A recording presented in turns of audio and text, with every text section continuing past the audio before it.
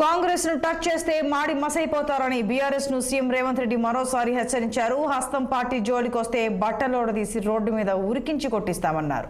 Congress Medak MP అభ్యర్థి నీలం మధుకి మద్దతుగా నిర్వహించిన ర్యాలీలో ఆయన ఈ వ్యాఖ్యలు చేశారు.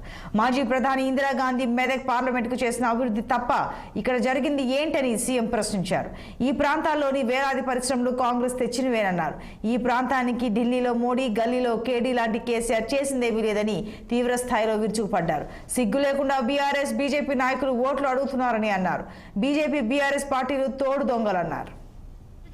కేసీఆర్ నౌకరి పోయి నడుము ఇరిగి పార్టీ ఓడి ఏం చెప్పాలో తెలియక పిట్టల ద్వారా ఇంట్లో కూర్చొని పిలిపించుకొని భజన సంఘం ముందల ఇవాళ కాంగ్రెస్ పార్టీ అయిపోయింది అంటుండు.